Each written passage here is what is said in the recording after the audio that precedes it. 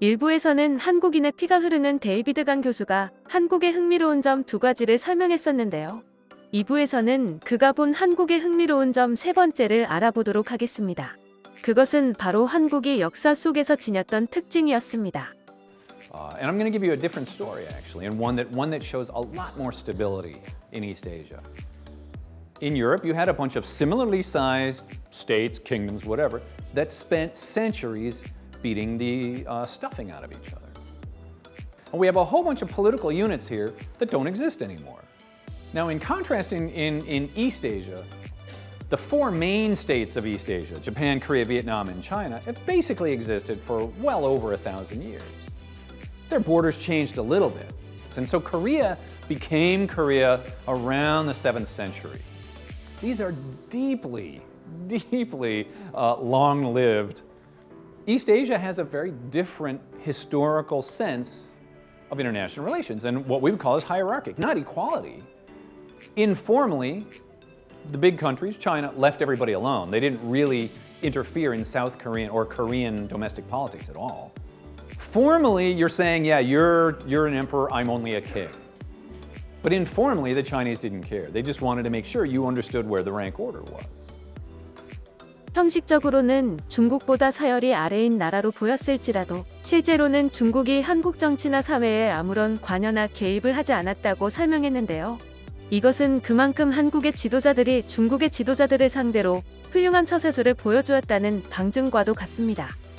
중국이 다른 작은 나라들에 대해서는 간섭한 것을 생각하면 한국이 정말 역사적으로도 대단한 나라였음을 인정하지 않을 수 없습니다.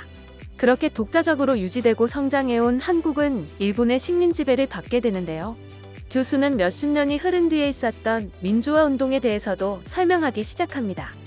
Koreans, who had been a strong, proud country, proud of their accomplishments, for literally unified since the 6th century AD, is extraordinarily humiliating. And the best example I can give that to you, this is the king's palace. And what the Japanese did, in the center of that palace, is build their administrative building right over the top. Extraordinarily humiliating, you can imagine, right? If there was, and again, the example, of course, in DC in front of the Washington Monument, the Soviets built a big onion dome thing, right? Finally, a couple of years ago, they decided to tear down this building. And we had a very dramatic democratic transition in 1987. And here's one thing about Koreans, which I will point out, right? This is the other side. This is not a sort of you're the king, we're the peasants, you can do whatever you want. When Koreans aren't happy with something, they let you know. which is really interesting, right? There is a deeply, I'm not going to call it democratic, but egalitarian strand in Korean society, which says, I'm as good as anybody, and it's my right to tell you what to do. And they didn't like what the government was doing, and now we have democracy today. Stable, placid. I mean, Korea has a lot of things to be proud of.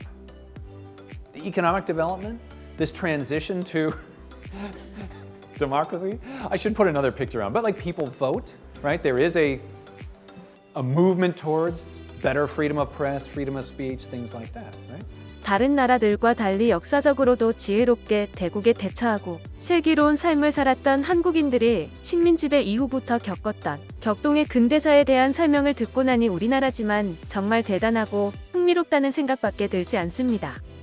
그 어떤 위기와 고난을 마주해도 결코 꺾이지 않고 물리쳤던 한국인들의 근성과 저력 덕분에 오늘날 한국은 이렇게 강대국으로 자리 잡을 수 있었던 게 아닐까요?